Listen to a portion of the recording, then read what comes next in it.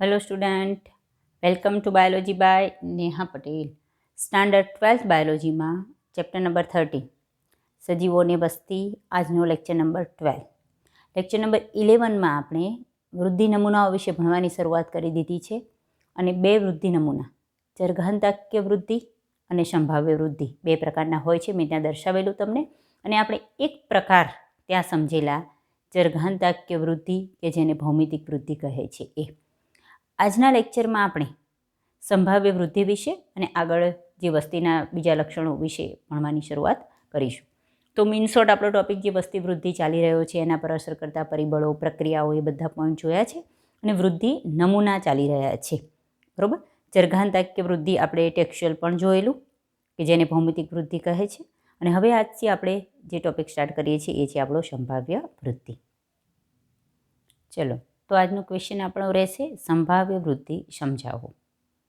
હવે સંભાવ્ય વૃદ્ધિ સમજતા પહેલાં આપણે આગળ જે ચરઘાંતાકીય વૃદ્ધિ સમજેલી એના વિશે થોડી વાત કરીએ. કે ટોપિકના સ્ટાર્ટિંગમાં જ આપણે એવી વાત કરેલી કે એ આલેખ જે આપણને જે આકારનો મળે છે એ ક્યારે કયા પ્રકારનો નમૂનો દર્શાવે છે કે નિવાસ સ્થાનમાં જ્યારે કોઈ સજીવ માટે અથવા કોઈ જાતિ માટે અમર્યાદિત સ્ત્રોત હાજર હોય ત્યારની વાત છે.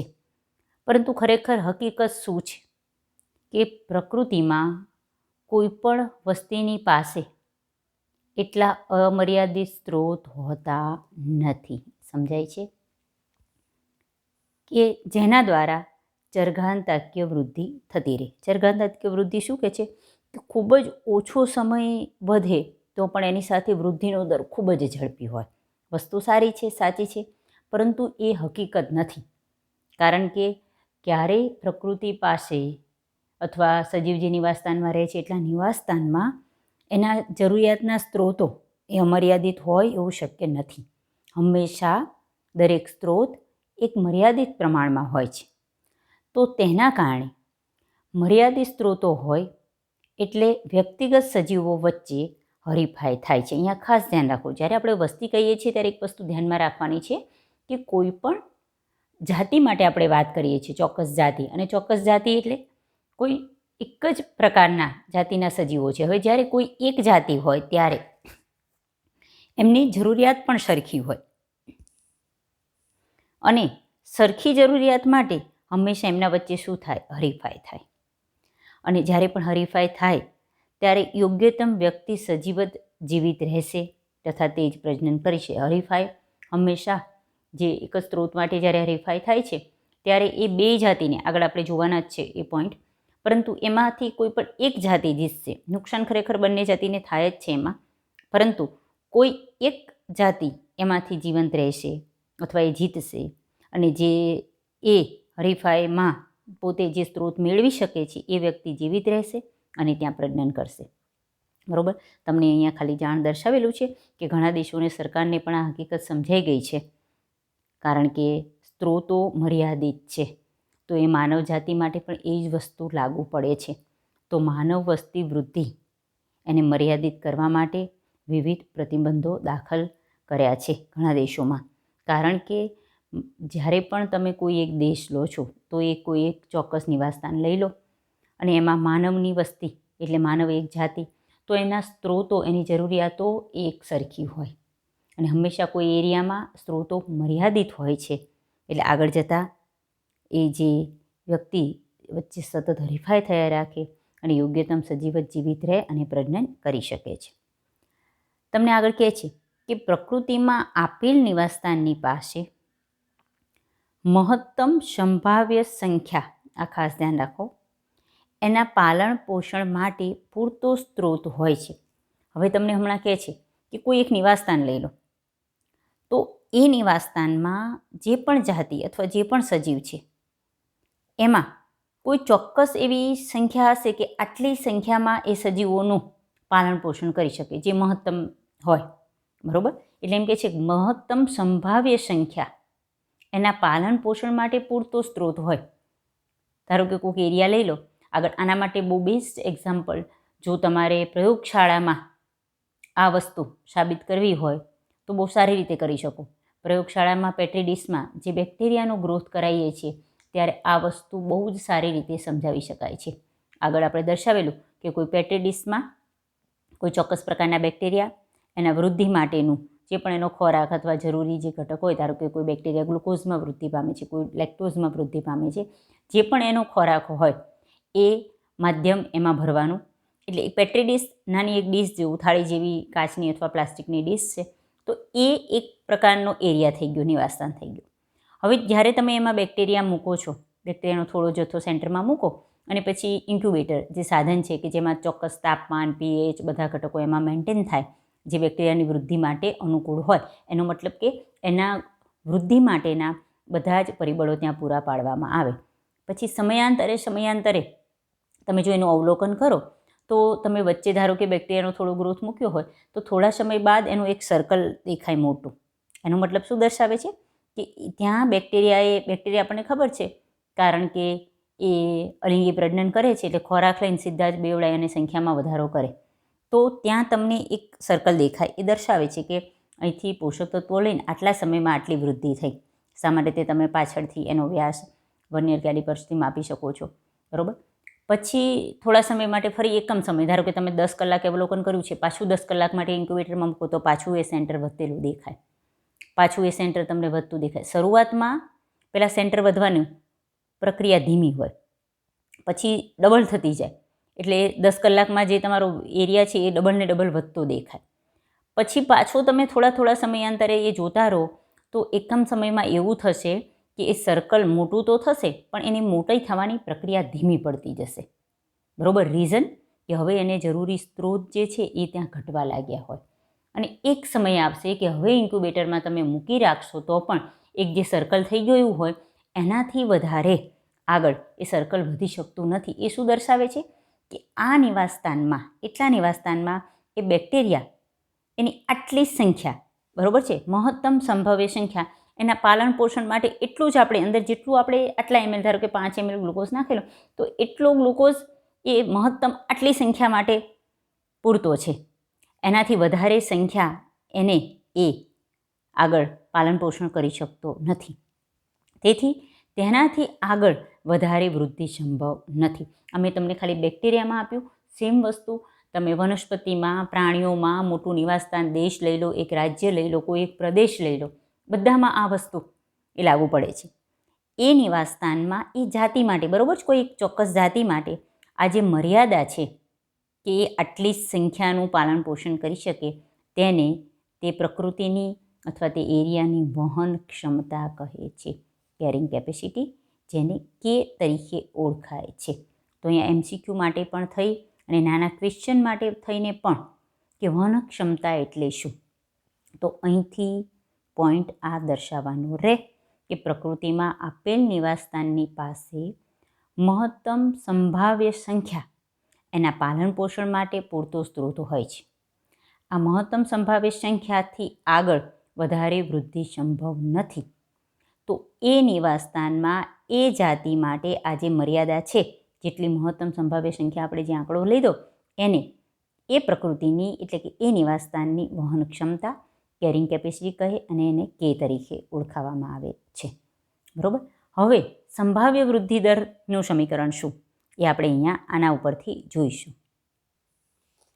તો જુઓ, કોઈપણ નિવાસસ્થાનમાં મર્યાદિત સ્ત્રોતોની સાથે વૃદ્ધિ પામતી વસ્તી શરૂઆતમાં કેવી ધીમી વૃદ્ધિ અવસ્થા દર્શાવે, ત્યારબાદ તેને અનુસરીને ઝડપી વૃદ્ધિ અવસ્થા હોય, ત્યારબાદ મંદ વૃદ્ધિ અવસ્થા હોય અને છેવટે સ્થાયી વૃદ્ધિ અવસ્થા આવે.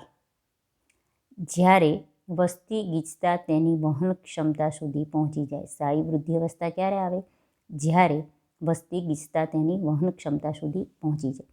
પહેલાં શરૂઆતમાં ધીમી વૃદ્ધિ, ત્યારબાદ વૃદ્ધિ ખૂબ જ ઝડપી થાય, પછી મંદ પડે, બરાબર. આ ધીમી કહે છે શરૂઆતમાં, થર્ડ સ્ટેપ મંદ વૃદ્ધિ અને લાસ્ટ સ્થાયી વૃદ્ધિ, કે આનાથી વધારે આગળ વૃદ્ધિ અવસ્થા વધશે નહીં. આ જે સ્થાયી વૃદ્ધિ અવસ્થા એને વસ્તી ગીચતા, એ જે જ્યારે વસ્તી ગીચતા હોય તેની વહન ક્ષમતા સુધી પહોંચી જાય ત્યારે સ્થાયી વૃદ્ધિ અવસ્થા આવે. તો ત્યારે વસ્તી ગીચતાને તમે ધારો કે એન તરીકે લો.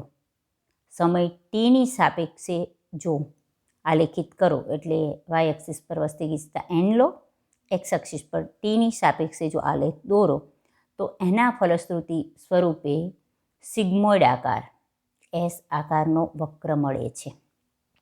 અને આ પ્રકારની વસ્તી વૃદ્ધિનું બીજું નામ છે વિરુષ્ટ પલ સંભાવ્ય વૃદ્ધિ પણ કહે છે.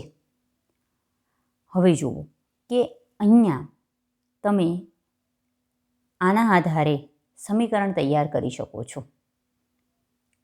અહીંયા આ ટોપિક સમીકરણનો શરૂઆત કરતાં પહેલાં આ ક્રમ પણ તમારે MCQ માટે યાદ રાખવો જરૂરી છે કે સંભાવ્ય વૃદ્ધિ દરમાં સૌપ્રથમ કઈ અવસ્થા આવે? ધીમી વૃદ્ધિ અવસ્થા. આલેખમાં પછી હું તમને દર્શાવું છું. ત્યારબાદ ઝડપી વૃદ્ધિ અવસ્થા, ત્યારબાદ મંદ વૃદ્ધિ અવસ્થા અને છેવટે સ્થાયી વૃદ્ધિ અવસ્થા. બરાબર? જ્યારે સ્થાયી વૃદ્ધિ અવસ્થા આવે ત્યારે સમજવાનું કે વસ્તી ગીચતા એની વહન ક્ષમતાએ પહોંચી ગઈ છે. ઇન શોર્ટ, આનાથી વધારે સ્થાયી થઈ ગઈ વૃદ્ધિ, આનાથી વધારે સંખ્યા હવે એ નિવાસસ્થાનમાં એટલા સ્ત્રોતમાં સમાવી શકાય એમ નથી, એટલે મહત્તમ સંભાવ્ય સંખ્યા થઈ. બરાબર? અને એનો આલેખ છે સિગ્મોઇડ એસ આકારનો મળે છે, અને એ આલેખને બીજું નામ વિરુષ્ટ પલ સંભાવ્ય વૃદ્ધિ પણ કહે છે. હવે જુઓ એનું સમીકરણ. આગળ dn/dt આપણને ખબર છે શું દર્શાવે છે? dn/dt એ ચોક્કસ ટી સમયે કોઈ વસ્તીમાં થતો વધારો અથવા ઘટાડો દર્શાવે છે આખો. ઇક્વલ ટુ સમીકરણ છે તમારું આર. આર બરાબર આપણને આગળ ખબર જ છે B minus D, birth rate minus death rate. N વસ્તી ગીચતા, કે એની વહન ક્ષમતા, અને એન એટલે કે માઇનસ એન ડિવાઈડ બાય કે. આ સમીકરણ તમારે યાદ રાખવાનું રહેશે. એમાં એન છે ટી સમયે વસ્તી ગીચતા, આર આગળ આપણે જોયું પ્રાકૃતિક વધારાનો આંતરિક દર, જેમાં birth rate minus death rate કરવાનું છે, અને કે એની વહન ક્ષમતા છે. મોટાભાગની પ્રાણીઓની વસ્તીમાં વૃદ્ધિ માટે સ્ત્રોતો કેવા છે? મર્યાદિત જ છે, કે પછી જલ્દીથી કે પછી મર્યાદિત થવાવાળા હોય. શરૂઆતમાં મર્યાદિત ના હોય તો પ્રાણીઓની જરૂરિયાત, પ્રાણીઓ સતત તેનો ઉપયોગ કરે એટલે કાં જલ્દી કે પછીથી મર્યાદિત તો થઈ જ જાય. આથી સંભાવ્ય વૃદ્ધિ મોડલને વધુ વાસ્તવિક માનવામાં આવે છે, કારણ કે ક્યારેય અમર્યાદિત સ્ત્રોત હોય એવું જરૂરી નથી. એટલે આગળ જે આપણે ચરઘાંતાંકીય વૃદ્ધિ દર જોયો એ વધુ વાસ્તવિક નથી. કયા વૃદ્ધિ દરને વધારે કયા મોડલને અથવા કયા નમૂનાને વધુ વાસ્તવિક માનવામાં આવે છે? તો સંભાવ્ય વૃદ્ધિ મોડલને. બરાબર? હવે એને આપણે આલેખમાં જોઈએ. જુઓ આગળ જ જે આપણે વક્ર જોયેલો વસ્તી ગીચતા એનની સાપેક્ષે સમય ટીનો આલેખ દોરેલો, આજે જે આકારનો આલેખ હતો આગળ જ મેં દર્શાવેલું, આ ચરઘાંતાંકીય વૃદ્ધિ દર દર્શાવે છે. એ બરાબર ચરઘાંતાંકીય વૃદ્ધિ, એટલે એ તમને અહીંયા આપેલું છે. અહીંયા એ કોઈ સંખ્યા અથવા સમીકરણમાં વપરાતો ઘટક નથી. અહીંયા બી કે જ્યારે પ્રતિક્રિયાઓ વૃદ્ધિને સીમિત કરતો આલેખ, બરાબર, સંભાવ્ય આલેખ, જેમાં કે શું છે? વહન ક્ષમતા છે. આ તમે સિગ્મોઇડ આકાર, એસ આકાર જે દર્શાવેલો છે, આ બી એ તમને સંભાવ્ય વૃદ્ધિ નમૂનો દર્શાવે છે. જો એમાં આલેખ તમને dn/dt આગળ જ આપણે જોયું છે કે ટી સમયે કોઈપણ વસ્તીમાં થતો વધારો કે ઘટાડો દર્શાવે છે. બરાબર? Equal to R into N કૌંસમાં કે માઇનસ એન ડિવાઈડ બાય કે. આ સમીકરણમાં આર છે એ પ્રાકૃતિક વૃદ્ધિનો આંતરિક દર બરાબર બી માઇનસ ડી. એન જે તે સમયે વસ્તી ગીચતા લેવાની, અને કે છે એ એની વહન ક્ષમતા દર્શાવવાની રહે. હવે આ આલેખમાં આપણે જે 4 વૃદ્ધિ દર દર્શાવેલા એ સમજાવું છું. એસ આકારનો અથવા સિગ્મોઇડ આલેખ કહેવાય છે. હવે જુઓ શરૂઆતનો આ સમયગાળો, અહીંયા ધારો કે ઘણીવાર તમને આ આલેખ દર્શાવી અને એમાં એરો કરી અને દર્શાવે કે આ કઈ અવસ્થા દર્શાવે છે, તો ખાસ ધ્યાન રાખજો કે આ શરૂઆતનો જે છે કે જુઓ ટી વધે પણ થોડોક જ દર વધે છે, દેખાય છે? હાઇટ ઊંચી નથી જતી. અહીંયા તમને વસ્તી ગીચતા એટલી બધી વધતી નથી. તો આ જે પોઈન્ટ છે, આ એ ધીમી વૃદ્ધિ અવસ્થા છે. પછી જુઓ ટી થોડોક પણ વધે, આ દર એકદમ આમ ઊંચો જવા લાગ્યો અહીં સુધી, તો આ છે એ ઝડપી વૃદ્ધિ અવસ્થા.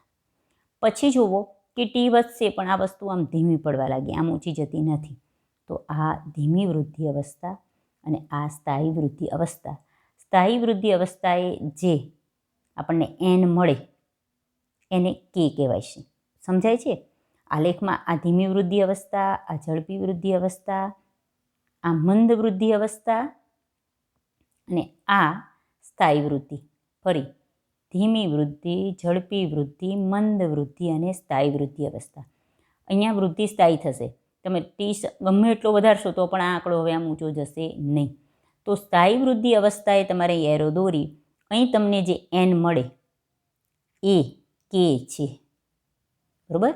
એટલે સ્થાયી વૃદ્ધિ અવસ્થાએ જે વસ્તી ગીચતાનો આ ફિગર મળે આપણને, જે સંખ્યા, એને કે, જે તે નિવાસસ્થાન, એની વહન ક્ષમતા કહેવાય, કેરિંગ કેપેસિટી. તો જ્યારે પણ આ સમીકરણ હોય તો એન જે તે સમયે તમારે આ લેખ લેવો હોય તો અહીંયા ધારો કે ટી સમયે જે એન હોય એ લઈ લેવાનું, કે બરાબર આ આંકડો, આર બરાબર birth rate minus death rate. તો તમને જે તે સમયે થતો ટી સમયે થતો વૃદ્ધિનો વધારો અથવા ઘટાડો જોઈ શકાય છે. તો આ થયું આપણો સંભાવ્ય વૃદ્ધિ અવસ્થા. હવે જુઓ આગળ પણ મેં દર્શાવેલું કે આના પરથી તમે ચરઘાંતાક્ય વૃદ્ધિ અને સંભાવ્ય વૃદ્ધિ વચ્ચેનો તફાવત તૈયાર કરી શકો. પહેલો, ચરઘાંતાક્ય વૃદ્ધિ એ ત્યારે દર્શાવેલો નમૂનો છે કે જ્યારે કોઈ પણ જાતિ માટે જે તે નિવાસસ્થાનમાં સ્ત્રોતોની ઉપલબ્ધિ અમર્યાદિત હોય. સામે સંભાવ્ય વૃદ્ધિ દર જ્યારે સ્ત્રોતો મર્યાદિત હોય ત્યારે દર્શાવાતો નમૂનો છે. બરાબર? સામે ચરઘાંતાક્ય વૃદ્ધિ દર એને ભૌમિતિક વૃદ્ધિ દર પણ કહેવાય છે. સંભાવ્ય વૃદ્ધિ દર જેને વ્યુલર-સ્પર્લ વૃદ્ધિ નમૂનો પણ કહેવાય છે. થર્ડ, ચરઘાંતાક્ય વૃદ્ધિમાં જે તમે એનની સાપેક્ષે ટીનો આલેખ દોરો તો જે આકારનો મળે છે, જ્યારે સંભાવ્ય વૃદ્ધિમાં એન સાપેક્ષ ટીનો આલેખ દોરો તો તમને સિગ્મોઇડ અથવા એસ આકારનો મળે છે. બરાબર? બંનેના સમીકરણ દર્શાવવાના. ચરઘાંતાક્ય વૃદ્ધિમાં dn/dt = r × n સમીકરણ. એના સિવાય કલન પદ્ધતિવાળું સમીકરણ પણ દર્શાવી શકો. સામે જે સંભાવ્ય વૃદ્ધિ દર છે એમાં કે શું એ દર્શાવી અને dn/dt = r × n (k-n/k). બરાબર? આ બંનેના સમીકરણ એ દર્શાવી શકો. ચરઘાંતાક્ય વૃદ્ધિમાં સમય વધતાની સાપેક્ષે, બરાબર છે, ખાસ સમય વધતાની સાપેક્ષે ખૂબ જ ઓછા સમયમાં વસ્તી ગીચતા ખૂબ જ વિશાળ સંખ્યા સુધી પહોંચી જાય છે. જ્યારે સંભાવ્ય વૃદ્ધિમાં પહેલાં ધીમી વૃદ્ધિ અવસ્થા આવે છે, ત્યારબાદ ઝડપી વૃદ્ધિ, ત્યારબાદ ફરી પાછી મંદ વૃદ્ધિ અવસ્થા અને એક સમયે વૃદ્ધિ સ્થાયી થઈ જાય છે. સામે ચરઘાંતાક્ય વૃદ્ધિ એ ખરેખર આમ જોવા જાઓ તો આદર્શ નમૂનો ન કહી શકાય, કારણ કે કોઈપણ સ્ત્રોતમાં, કોઈપણ નિવાસસ્થાનમાં સ્ત્રોતો અમર્યાદિત હોય એવું જરૂરી નથી.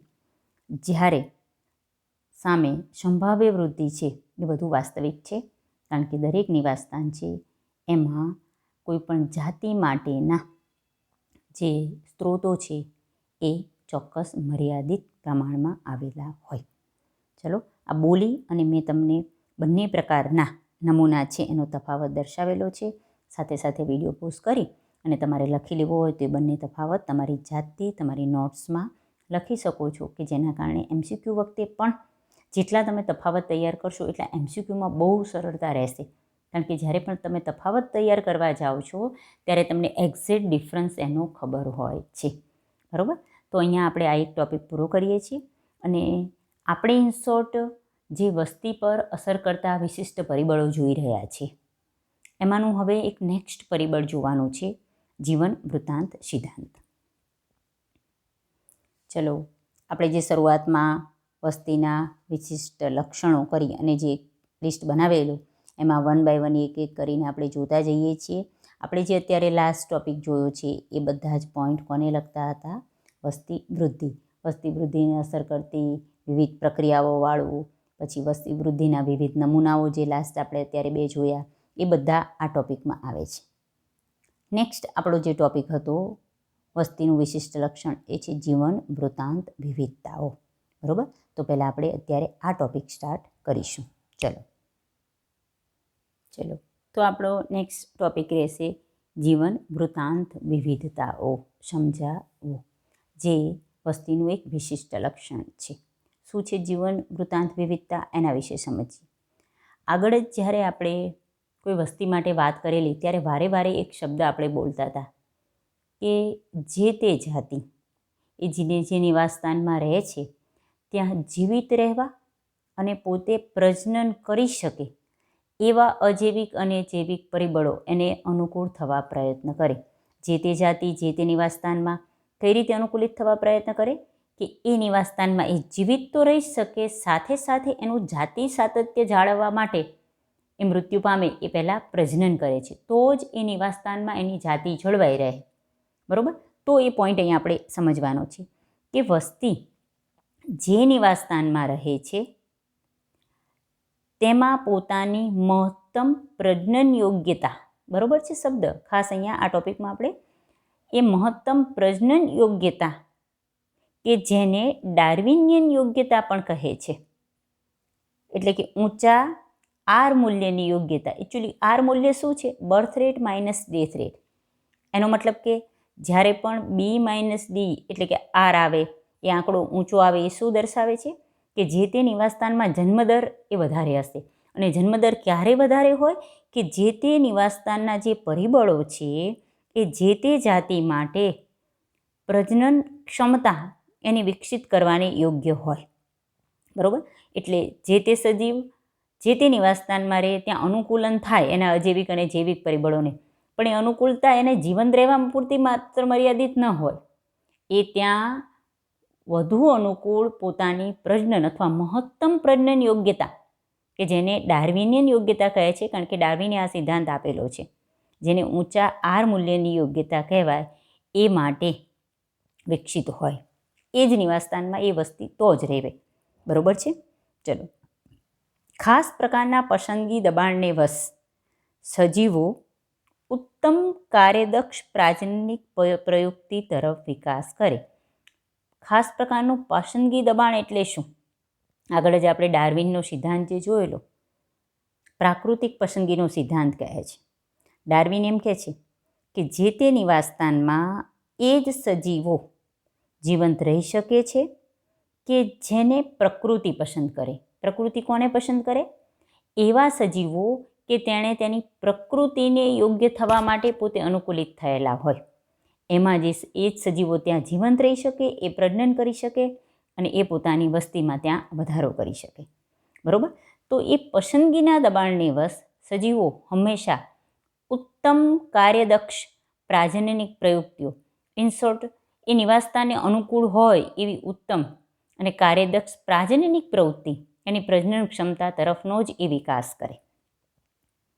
હવે એને અનુલક્ષીને એ જે સજીવો જે તે નિવાસસ્થાનમાં રહે છે એની જીવન વૃત્તાંત એટલે સમજ્યા કે જીવન જીવવા માટે જ નહીં માત્ર, પરંતુ એમાં યોગ્ય પ્રજનન ક્ષમતા વિકસિત કરવા માટે સજીવો અલગ અલગ પ્રકારની પ્રાજનનિક પ્રવૃત્તિઓ ધરાવતા હોય. બધાની પ્રાજનનિક પ્રયુક્તિઓ સરખી હોતી નથી. એના આધારે અલગ અલગ પ્રકારના સજીવો અહીંયા જોઈ શકાય છે. અહીંયા ખાસ આપણે અલગ અલગ પાર્ટ પાડીશું. જુઓ તો પ્રાજનનિક પ્રયુક્તિઓના વિકાસને આધારે દરેક સજીવો પોતે જે નિવાસસ્થાનમાં રહે છે એને અનુલક્ષીને પોતાની પ્રાજનનિક પ્રયુક્તિ અલગ અલગ હોય. પ્રજનન કરવાની ક્રિયાઓ જોઈશું એટલે ખબર પડશે. 1 નંબર, કેટલાક સજીવો એવા હોય છે કે પોતાના જીવનકાળમાં ફક્ત એક જ વાર પ્રજોપ્તિ કરે, એટલે આખા જીવન દરમિયાન પ્રજનનની પ્રક્રિયા એક જ વાર કરે. બરાબર, એ પ્રકારની એમની પ્રયુક્તિ હોય. તો એના ઉદાહરણ જોઈએ. બહુ જ આઈએમપી ટોપિક છે. કારણ કે આમાંથી MCQ ઘણીવાર ઘણા બધા પૂછાયેલા છે. એકદમ સિમ્પલ ટોપિક છે. નાના ક્વેશ્ચન તરીકે પણ આ પોઈન્ટ બહુ જ પૂછાય છે. એકદમ સિમ્પલ છે. બરાબર છે. જુઓ કે એવા સજીવો કે જીવનકાળમાં ફક્ત એક જ વાર પ્રજોપ્તિ કરે એટલે કે પ્રજનન કરે. તો એના ઉદાહરણમાં અહીંયા ખાસ ધ્યાન રાખવાનું કે એના ઉદાહરણો કયા કયા આવશે. તો પ્રશાંત મહાસાગરની સાલ્મન માછલી અને વાંસ. સાલ્મન માછલી કે જે પ્રશાંત મહાસાગરમાં જોવા મળે છે, વાંસ બાંબુ જે વનસ્પતિ છે એ.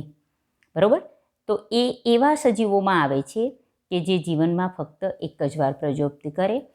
બીજું તમને એમ કહે છે અન્ય સજીવો એવા છે કે પોતાના જીવનકાળ દરમિયાન ઘણીવાર પ્રજોપ્તિ કરે, ઘણીવાર પ્રજનન કરે. તો ઉદાહરણમાં કયા આવશે? મોટા ભાગના પક્ષીઓ અને સસ્તનો એના ઉદાહરણો છે. બરાબર. થર્ડ, અહીંયા આપણે સંખ્યા કેટલી વાર એક જ વાર પ્રજનન કરે, જીવન દરમિયાન ઘણીવાર પ્રજનન કરે. થર્ડ આપણે કદ અને સંખ્યા પર જઈશું. બરાબર. કે કેટલાક એવા છે, અહીંયા ખાસ અહીંયા કેટલી વાર પ્રજનન કરે છે એ પોઈન્ટ નહીં, અહીંયા એક પ્રજનનની પ્રક્રિયા દરમિયાન કેટલી સંતતિ અને કેવા કદના સંતતિઓને ઉત્પન્ન કરે એના આધારે અહીંયા અલગ જીવન વૃત્તાંત દર્શાવેલું છે કે કેટલાક ઘણી સંખ્યામાં, સંખ્યા ઘણી હોય અને નાના કદની સંતતિઓ ઉત્પન્ન કરે. બરાબર છે. એટલે જ્યારે પણ પ્રજનન કરે, અહીંયા તમારે એકવાર પણ કરતા હોય, ઘણીવાર પણ કરતા હોય, એમાંથી કોઈ પણ આવી શકે, પણ એ ઘણી સંખ્યામાં અને નાના કદની સંતતિઓ ઉત્પન્ન કરે. જેના ઉદાહરણ છે ચીપ અને ગહન સામુદ્રિક માછલીઓ. એવા ઉદાહરણ છે કે જે પોતાના એક પ્રજનનની પ્રક્રિયા દરમિયાન ઘણી સંખ્યામાં અને નાના કદની સંતતિઓ ઉત્પન્ન કરતા હોય. ચોથો પ્રકાર તમને એવું કહે છે કે જ્યારે અન્ય એવા છે કે ઓછી સંખ્યામાં, સંખ્યા કેવી હોય? ઓછી હોય, પરંતુ એમની જે સંતતિ છે એનું કદ કેવું હોય? મોટું હોય. તો ઓછી સંખ્યામાં અને મોટા કદની સંતતિઓ ઉત્પન્ન કરે. તો એના ઉદાહરણમાં આવે પક્ષીઓ અને સસ્તનો. હવે તમને ખબર પડી. જુઓ, તમને એમ થાય પક્ષીઓ અને સસ્તનો અહીં પણ આવ્યા અને અહીં પણ આવ્યા. અહીં શેના આધારે આવ્યા? જીવનકાળ દરમિયાન કેટલી વાર પ્રજનન કરે છે? તો ઘણી વાર પ્રજનન કરે. અહીંયા શેના આધારે આવે? કદ અને સંતતિને આધારે, કે જ્યારે પણ પ્રજનન કરે એની એક પ્રજનનની પ્રક્રિયા દરમિયાન એના જે સંતતિઓ છે એની સંખ્યા ઓછી હોય પણ એનું કદ મોટું હોય, મોટા કદની સંતતિ હોય. તો આ રીતે તમે આ 4 પ્રકારની જીવન વૃત્તાંત પ્રક્રિયાઓ, ચારેના ઉદાહરણો, ઘણીવાર આ ક્વેશ્ચન જોડકા જોડોમાં પૂછાયેલો છે. ઘણીવાર જો આ પક્ષીઓ અને સસ્તનો બંનેમાં આવી શકે એ રીતે પણ ક્વેશ્ચન પૂછાયેલો છે. સિમ્પલ ટોપિક છે. બરાબર. મહત્તમ પ્રજનન યોગ્યતાને કઈ યોગ્યતા કહેવાય? તો ડાર્વિન યોગ્યતા. એમાં આરનું મૂલ્ય ઊંચું કઈ રીતે હોય? કારણ કે બર્થ રેટ વધારે હોય, પ્રજનોક્તિ વધારે હોય એ રીતે. બરાબર. તો અહીંયા આગળ કહે છે કે આ 4 આપણે પ્રકાર જોયા જીવન વૃત્તાંતની, એટલે વિવિધતાઓ કહે છે. આવી અલગ અલગ પ્રકારની વિવિધતાઓ ધરાવે, તો 4 વિવિધતા દર્શાવી. પરિસ્થિતિવિદો સૂચવે છે, જે પરિસ્થિતિ વિદ્યાના અભ્યાસના વૈજ્ઞાનિકો છે એને પરિસ્થિતિવિદો કહે છે, એ સૂચવે છે કે સજીવોનું જીવન વૃત્તાંત લક્ષણ છે, આમાંથી જે પણ છે એ કોના પર આધાર રાખે? આ ચારેયમાંથી અલગ અલગ પ્રકાર જે બધા પડે છે, તો એનો જીવન વૃત્તાંત પ્રક્રિયા શેના પર આધાર રાખે છે? એને પર અસર કરતું પરિબળ કયું છે? તો પહેલું તો એ જે નિવાસસ્થાનમાં રહે છે તેના બંને પ્રકારના પરિબળો, જૈવિક અને અજૈવિક પરિબળો દ્વારા લાદવામાં આવેલા પ્રતિબંધોની સાપેક્ષમાં વિકસિત થાય. ઇન શોર્ટ, કે જે પ્રકારના જૈવિક અને અજૈવિક પરિબળો છે એના દ્વારા પ્રતિબંધો લાદવામાં આવેલાનો મતલબ કહેવા શું માગે છે? કે જે પ્રકારના જૈવિક અને અજૈવિક પરિબળો છે એને અનુકૂલિત થવા માટે એ પ્રકારની જીવન વૃત્તાંત પ્રક્રિયા એ તે સજીવો વિકસાવે. બરાબર. અને વિવિધ જાતિઓમાં જીવન વૃત્તાંત લક્ષણોનો ઉદ્વિકાસ, કઈ રીતે આમાં ઉદ્વિકાસ થાય છે? આ જે લક્ષણ છે જીવન વૃત્તાંત એક પ્રકારનું લક્ષણ છે, તો વિવિધ જાતિમાં એમાં ઉદ્વિકાસ કઈ રીતે જોવા મળે છે, શું ફેરફાર જોવા મળે છે, એ અત્યારે વર્તમાન સમયમાં સંશોધનનું મહત્વપૂર્ણ ક્ષેત્ર છે. અને પરિસ્થિતિવિદો દ્વારા આના પર સંશોધનો પણ હાથ ધરાયેલા છે કે આ જે જીવન વૃત્તાંતના આપણે આ જે પરિબળ જોયું છે એ લક્ષણ એમાં ઉદ્વિકાસ કઈ રીતે જોવા મળે છે જે તે જાતિમાં, એના પર. બરાબર. તો અહીંયા આપણે જે વસ્તી વૃદ્ધિમાં એક લાસ્ટ પોઈન્ટ સંભાવ્ય વૃદ્ધિ દર જોવાનો હતો એ જોયો, અને સાથે વસ્તીનું એક વિશિષ્ટ લક્ષણ જીવાંત, વૃત્તાંત, વિવિધતાઓ એના વિશેની માહિતી મેળવી. આખું નાના ક્વેશ્ચન તરીકે પણ પૂછાઈ શકે છે અને ઘણીવાર નાના ટોપિક તરીકે પણ પૂછાઈ શકે.